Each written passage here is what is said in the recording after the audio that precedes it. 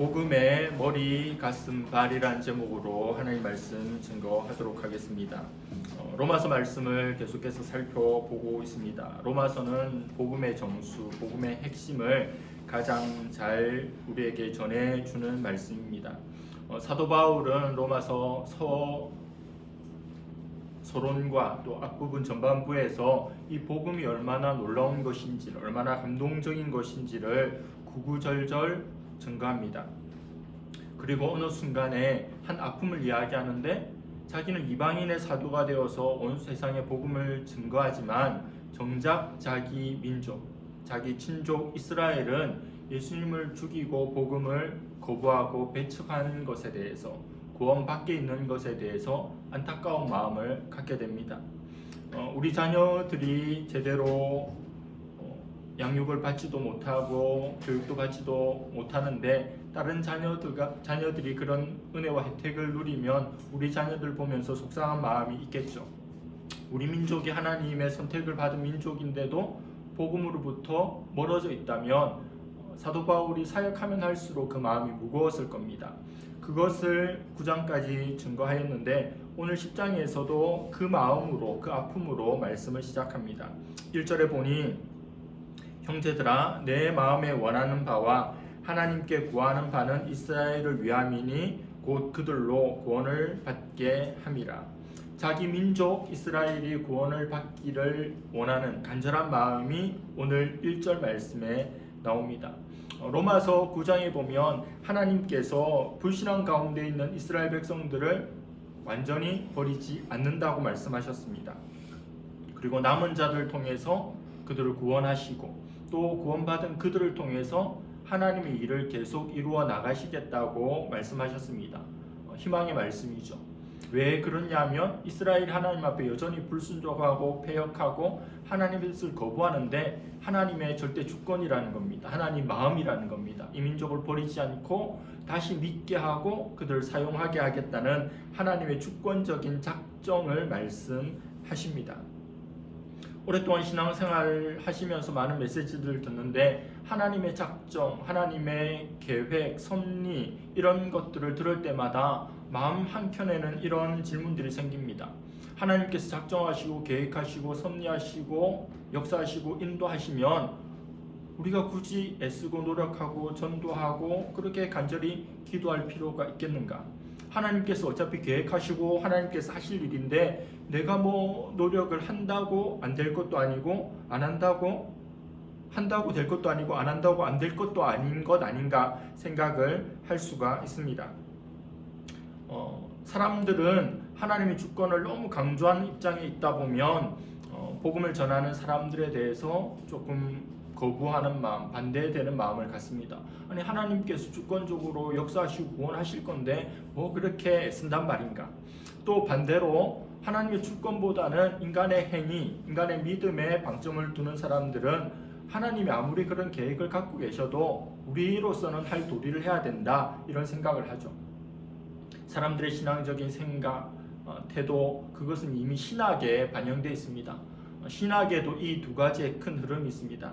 하나는 하나님의 주권을 강조하는 겁니다. 하나님이 계획하시고 주도하시고 섭리하시고 인도하시는 전적인 하나님의 주권을 강조하는 사상주의가 있는데 바로 칼빈주의라고 하는 겁니다. 그 대척점에 반대에 있는 주의가 사상이 알미니안주의라고 하는 겁니다. 하나님이 주권, 계획 다 인정합니다. 그러나 우리 인간이 복음을 전하기 위해서 노력해야 하고 또 하나님께서 말씀하실 때 또 복음을 들었을 때 즉각적으로 응답해야 되는 것은 우리라고 하는 입장입니다. 전자 칼빈주의는 뭐 개혁교회 또 장로교회가 그런 신학적인 흐름을 가지고 있고 선한목자교회가 대표적인 감리교회인데 감리교회는 좀 알미니안주의입니다. 인간의 책임 또 인간의 응답을 강조합니다. 한 번은 신학교에서 신학생들이 이것을 가지고 토론을 했습니다. 하나님의 주권이 중요한 것인가? 우리 인간의 책임이 또 중요한 것인가? 어디를 강조해야 하는가? 막 토론을 하는 겁니다. 그래서 학생들도 반으로 갈렸습니다. 칼빈주의 계열의 학생들과 또 알미니안주의를 추종하는 학생들이 갈라졌습니다. 근데 그 중간에 좀 이러지도 저러지도 못하는 그런 친구들 있지 않습니까? 어디로 가야 될지 판단이 서지 않는 겁니다.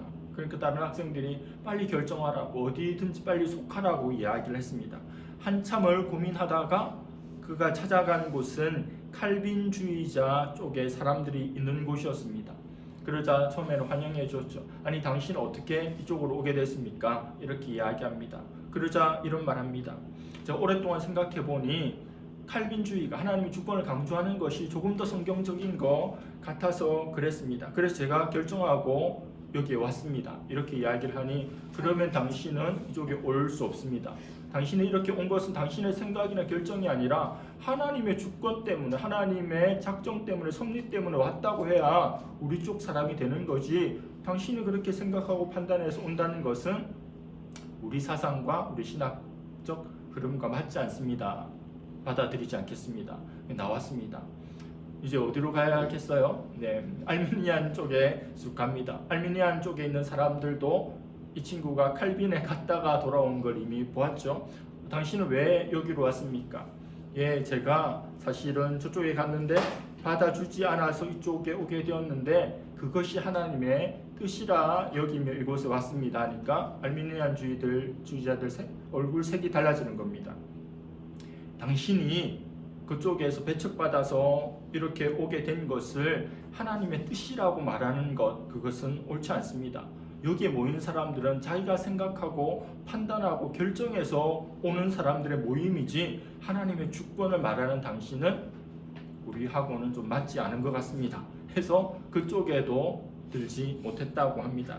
여러분, 하나님의 주권이라는 것, 그리고 인간의 책임이라는 것이 어떻게 조화를 이룰 수 있겠습니까? 두 가지가 모순되는 것 같기도 하고 또 잘 맞지 않는 부분이 있다는 생각도 할 겁니다. 그러나 성경이 말하는 것은 무엇입니까? 분명 하나님의 주권이 있습니다. 하나님이 주도하십니다. 하나님이 계획하시고 섭리하십니다. 그것을 믿습니다.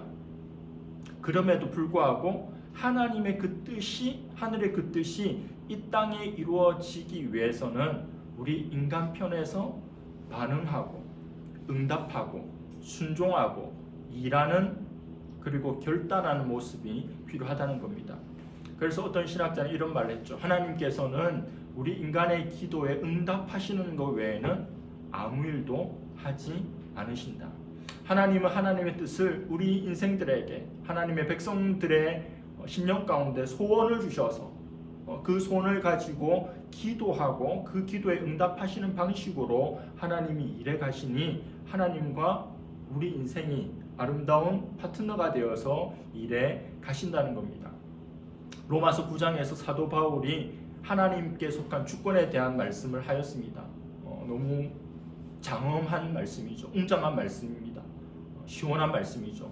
하나님이 그렇게 하시겠다고, 하나님이 택하시겠다고, 버리지 않으시겠다고, 다시 한번 우리를 들어서 사용하시겠다고 강조했습니다. 그리고 10장에 들어서 그 하나님의 뜻이 이루어지기 위한 우리 인간의 책임이 있음을, 우리 인간들의 운동장에 축구공을 던져 놓으신 것처럼 우리 인간이 반응하며 해야 할 세 가지를 말씀합니다. 복음이 전해지기 위한 세 가지. 첫 번째는 오늘 말씀의 제목에 나와 있는 것처럼 첫 번째는 뭘까요? 바로 머리입니다. 복음이 제대로 전해지기 위해서는 머리가 있어야 합니다. 이 머리라고 하는 것은 지식을 말하는 거죠. 복음에 대한 지식이 있어야 합니다. 정확한, 바른, 합당한 지식이 있어야 합니다. 이스라엘 백성들은 택함받은 백성입니다. 하나님과 함께 소통하던, 교제하던, 하나님께 영광 올려드리고 하나님 복 주시던 민족이 이스라엘입니다. 그런데 아이러니하게도 메시아를 기다렸는데 메시아를 그 민족이 죽였고, 지금도 대부분의 유대인들이 메시아를 배척하고 있습니다. 아니, 종교적인 특권 속에 살았던 그들이 메시아를 죽이는 불신앙 가운데 살고 있게 된 이유가 뭡니까? 지식이 없어서입니다. 복음에 대한 지식이 우리는 너무 쉬운, 그래서 받아들이고 믿고 있는 이 지식이 그들에게 없기 때문에 메시아를 죽이고도 메시아를 여전히 기다리고 있는 겁니다. 2절 말씀에 내가 증언하노니 그들이 하나님께 열심히 있으나 올바른 지식을 따른 것이 아니니라. 하나님에 대한 열심이 있대요. 오늘 여러분들은 하나님에 대한 열심이 있어서 이곳에 오셨습니다. 이스라엘은 하나님에 대한 열심이 있는 것 좋습니다. 박수받아 마땅합니다. 그런데 안타까운 일은 올바른 지식이 따르지 않는다는 겁니다. 열심은 있으나 지식은 없다. 이건 너무도 심각한 문제입니다. 열심이 있으면 얼마나 좋습니까?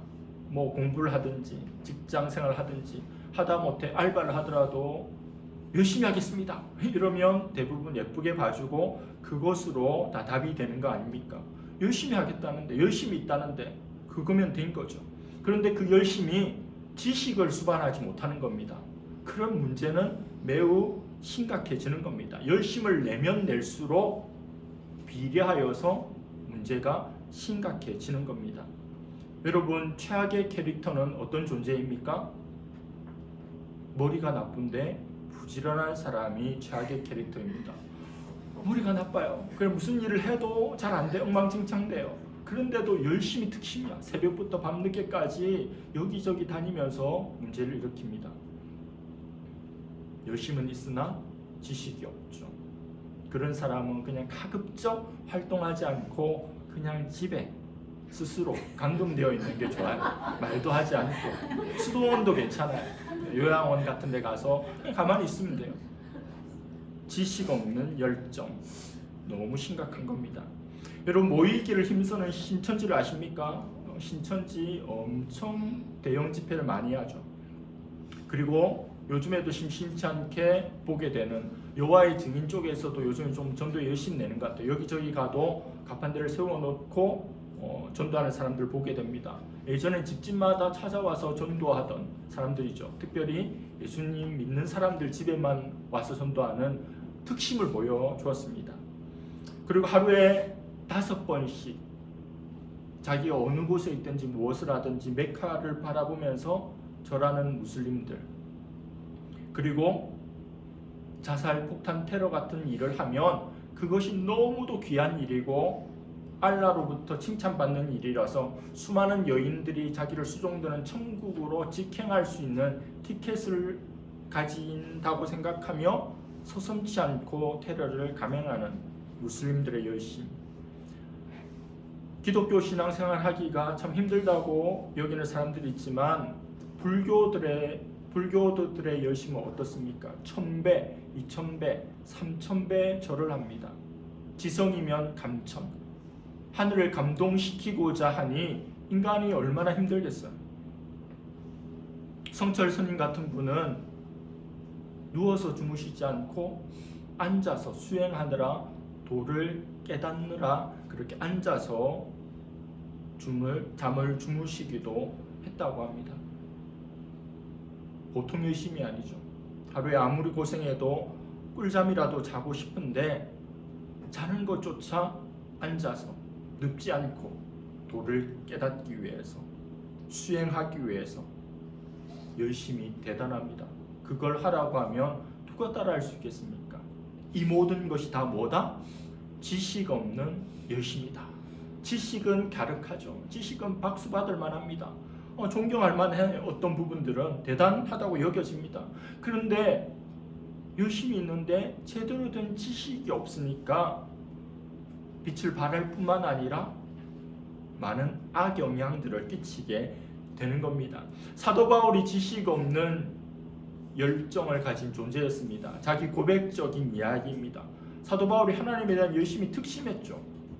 예수 믿는 사람들 잡아서 족치고 죽이고 감옥에 보낸 일을 했습니다. 그리고 사람들이 흩어지니까 다마스까지 가서 그들을 응징해야 되겠다고 달려가던 인물이 사도 바울입니다. 이 얼마나 열심입니까? 여러분, 설기현이란 축구 선수를 아십니까? 예전에 2002년 월드컵 때 극적인 동점골을 넣었죠. 어느 날 설기현 선수가 뉴스를 장식했습니다. 단독 드리블을 엄청나게 해가지고 뉴스에 나왔는데 얼마나 대단했는지 보니까 정말 대단하더라고요. 자기 쪽 골문은 저쪽이고 상대는 저쪽인데 저쪽을 향해 날아가면서 10m 나아가면서 뭐 두세 선수 적게 되는데 받아서 자기 골문 쪽으로 와가지고 드리블을 단독 드리블을 엄청 해서 상대방에게 골을 넣어줄 기회를 제공한 겁니다. 설기현 선수 역주행 검색해 보시면 우스꽝스러운 장면이 나옵니다. 축구 선수가 공격 선수가 멋진 드리블을 하는 게 뉴스에 나온 건 당연한 건데 역주행해서 나왔다니 역주행 레전드가 됐습니다. 사람들이 왜 그랬냐고 하니까 골 줄 곳이 없었다 그런 이야기가 줄 곳이 없으면 앞으로라도 뻥 차면 좋은데 줄 데가 없으니까 자기 팀 쪽으로 막 몰고 들어 10m 이상 역주행하면서 수비수들의 마음을 서늘하게 막아야 되는지 놔둬야 되는지 사도 바울이 그랬다는 겁니다. 방향이 틀리면 안 되는 겁니다. 방향이 틀린 인생이 되지 않기를 바랍니다. 3절입니다. 하나님의 의를 모르고 자기 의를 세우려고 힘써 하나님의 의에 복종하지 아니하였느니라. 내가 생각하는 의, 내가 생각하는 잘함, 내가 생각하는 칭찬받을 만한 일이 있는데 중요한 것은 하나님이 어떻게 생각하느냐죠. 제가 학생들 가르치는 학원에서 알바를 하면 학생들 자기한테는 소중하지만 저한테 주는 게 있는데 저는 필요가 없어요. 제발 안 줬으면 좋겠어. 자기가 만들었다면서 뭘 주기도 하고 스티커 같은 것도 주는데 저는 아무 필요가 없거든요. 너가 해, 괜찮아, 마음만으로 충분. 근데 자기는 주고 싶은가 봐요. 집에 오면 버리거나 쓰레기통으로 가거나 이렇게 하죠. 자기한테는 소중하지만 저한테는 쓰레기입니다. 마음은 소중하지만 필요 없는 거예요. 쓸데없는 겁니다. 제발 안 줬으면 좋겠어요. 저를 향한 마음을 표현 안 해줬으면 좋겠습니다. 나의 열심이 하나님의 마음을 아프게 하는 열심이다. 유기선 목사님 생각하면 이런 예화가 있죠. 어느 날 교회를 돌아다니다 보니 여전도에서 여러분 같은 여전도 회원들이 막 싸우는 거예요. 왜 싸우냐 물어보니까 잘하려고 싸운대요. 더 잘하려고. 더불어숲교회 가서 전도하는데 지난번보다 이번에 더 잘하려고 그 아이디어를 내는데 어떤 일은 칼빈주의, 어떤 일은 알미늄주의적 접근을 해야 된다고 막 싸우는데 더 잘하려고 싸우니까 목사님 걱정하지 말라고. 목사님이 뭐라고 할게요? 잘 안 해도 되니까 싸우지 말라고. 뭘 싸워서까지 잘하려고 합니까? 다른 사람들 마음에 상처까지 주면서 왜 잘하려고 합니까? 99명이 힘을 얻어 나가지만 한 명이 상처받아서 다시를 교회를 오지 않는 일을 만들어 가면서까지 99명이 그렇게 하나님 앞에 겁나게 쓰임 받아야 될까요? 하나님의 뜻을 생각해야 됩니다. 이스라엘 백성들은 율법을 받았잖아요. 이 율법을 잘 지키면 하나님이 기뻐하시고 좋아할 줄 알았어. 그 율법을 잘 지켜서 완벽한 사람이 되길 원했습니다. 바리새인들, 서기관들 이런 사람들 보면 흠이 없잖아요. 퍼펙트한 사람입니다. 근데 하나님은 아니야 라고 하시면서 그들이 죄인으로 정죄했던 그런 세리들, 창기들의 기도를 듣고 그들에게 주목하신다는 겁니다. 율법을 지켜서 의롭게 된다면 예수 그리스도가 필요가 없습니다. 예수 그리스도를 믿을 필요가 없죠. 죽이는 게 마땅합니다. 율법 지켜서 구원을 받는데, 의에 이르는데, 하나님의 칭찬을 받는데, 하나님께 영광 올려드리는데 예수님 따위가 뭐가 필요하겠습니까? 그러나 예수님이 필요하고 율법으로는 구원을 받을 수 없다는 겁니다. 그래서 4절에 그리스도는 모든 믿는 자에게 의를 이루기 위하여 율법의 마침이 되시니라. 유대인들이 율법 하니까 그 율법의 마침표가 예수님이다 이렇게 결론 짓습니다. 모든 믿는 자들에게 의를 주시고 구원에 이르도록 하기 위한 그리스도께서 율법의 마침이다. 그 그리스도를 믿어야 한다는 겁니다. 예수 그리스도를 바라봄으로 복음의 충만한 지식을 갖는 우리가 되기를 원합니다. 내가 그 지식으로 무장할 수 있기를 바랍니다. 두 번째로 복음이 전해지기 위해서는 마음으로 가슴으로 믿어야 합니다. 9절 10절입니다. 내가 만일 내 입으로 예수를 주로 시인하며 또 하나님께서 그를 죽은 자 가운데서 살리신 것을 내 마음에 믿으면 구원을 받으리라. 사람이 마음으로 믿어 의에 이르고 입으로 시인하여 구원에 이르느니라. 신약 성경은 헬라어로 기록되어 있습니다.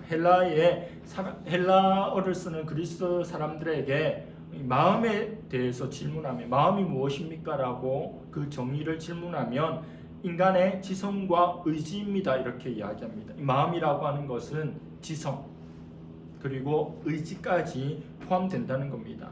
우리가 복음의 진리를 알아야 한다고 했을 때 머리로 아는 것이지만 그것이 우리의 의지의 행동으로 나타나야 합니다. 구원에 대한 지식을 갖고 있고 마음으로 믿고 입으로 시인까지 해야 된다는 겁니다. 사형리로 복음을 전하고 또 어린이들에게 복음을 전하고 지인들에게 복음을 전할 때 고백하게 하고 또 영접 기도도 하게 하잖아요. 그 사람 입으로 말하게 하는 겁니다. 마음으로 믿기만 하면 되는 거 아닙니까? 입으로 시인까지 해야 돼. 의지를 드려야 된다고. 그가 고백해야 된다고 말하고 있습니다. 우리가 난파선에 있다고 생각해 봅시다. 세월호 같은 배에 우리가 타고 있다고 승선하고 있다고 생각해 봅시다. 살 희망이 도무지 보이지 않는 때에 갑작스럽게 구조선이 나타났습니다. 난파선에 타고 있는 사람들은 구조선을 보았습니다. 그 구조선에 가면 구원을 받는다, 살 수 있을 것이라는 지식이 있어야 되겠죠. 그 배도 난파선이면 아무런 의미가 없잖아요.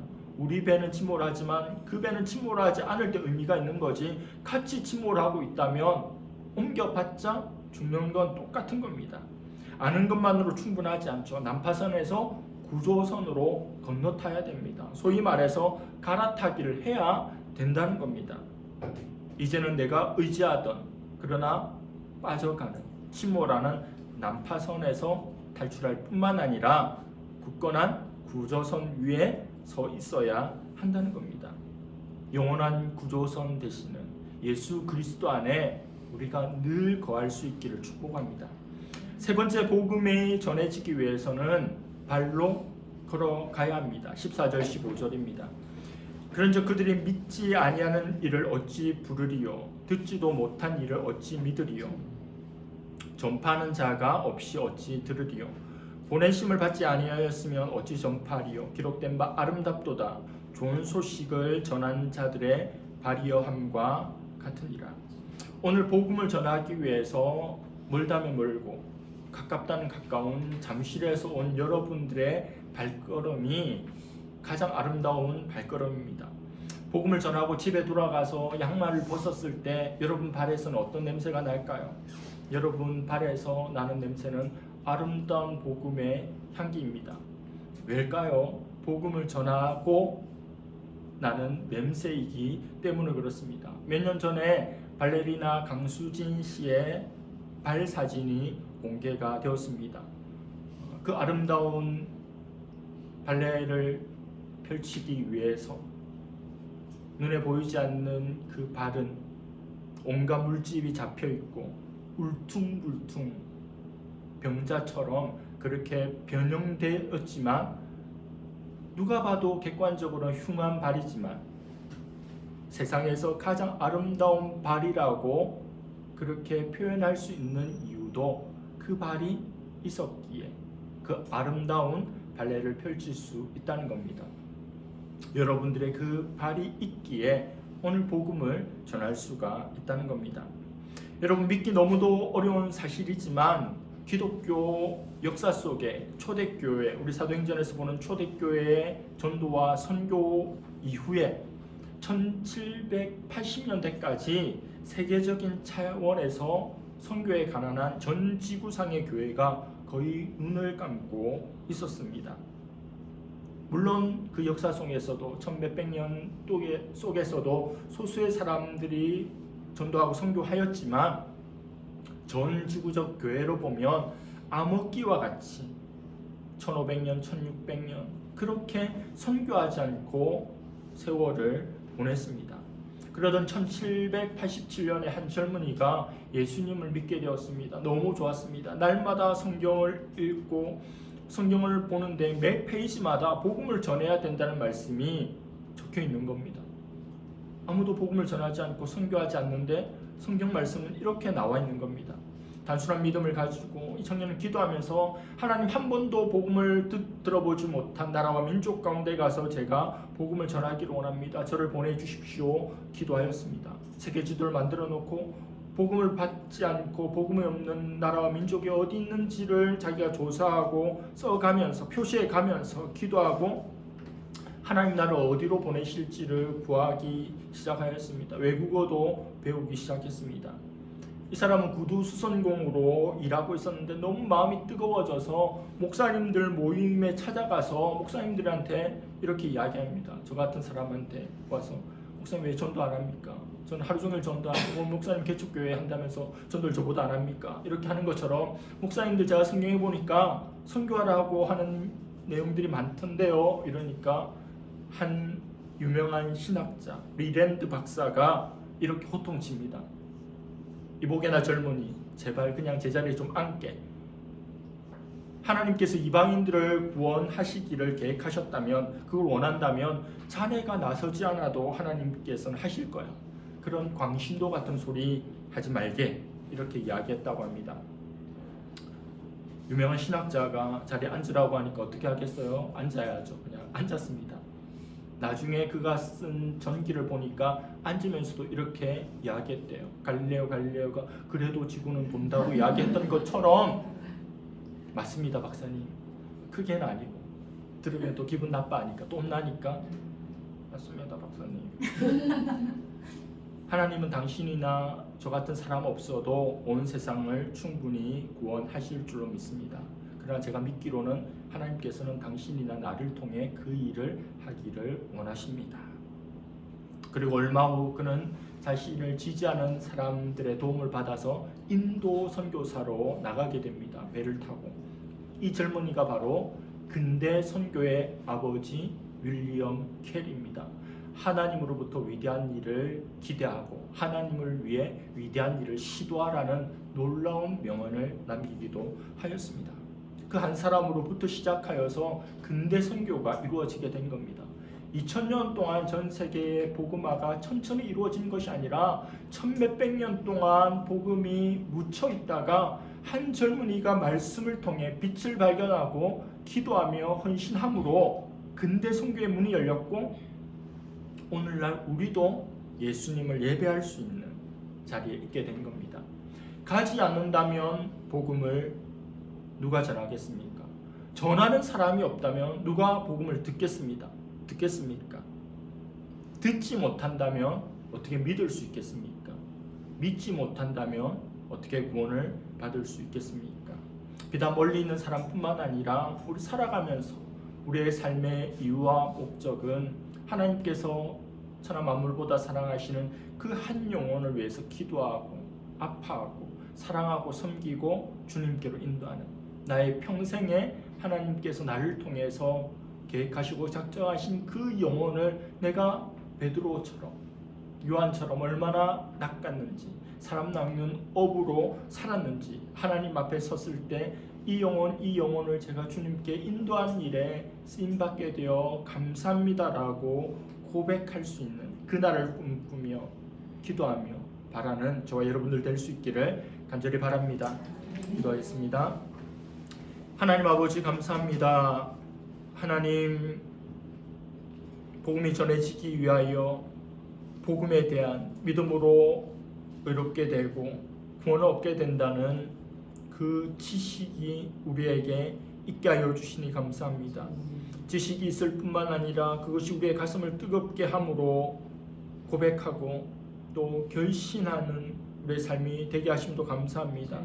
그리고 복음을 여전히 듣지 못하고 알지 못하고 또 아는 듯하지만 제대로 그것을 받아들이지 못한 이들을 향해서 복음의 아름다운 발걸음을 내딛게 하여 주심도 감사합니다. 우리가 외칠 때 하나님 듣는 자들이 있을 것이고, 들음으로 그 속에 성령께서 역사하심으로 하나님의 주권이, 그 웅장한 하나님의 뜻이 우리 같은 연약한 인생들을 통해서 이 전도에 미련한 것을 통해서 이루어짐의 역사를 보기를 원합니다. 복음의 씨앗을 뿌려오니 하나님의 때에 하나님의 방법으로 결실하게 하여 주시고, 모든 일들을 통하여 많은 이들이 주님 앞에 나오고 영생을 얻으며 이 땅에서 주님과 함께 동행하며 풍성한 인생의 본질을 다할 수 있는 삶이 되게 하여 주시옵소서. 오늘 전도하는 모든 과정들 가운데 함께 하여 주시고 만날 사람 만나게 하여 주시고 입술 주장하여 주시고 강호 담대함 다하여 주시고 평탄케 하여 주시고 복음을 편만하게 증거할 수 있는 오늘 하루 되게 하여 주시옵소서. 감사드리며 예수님의 이름으로 기도드립니다. 아멘.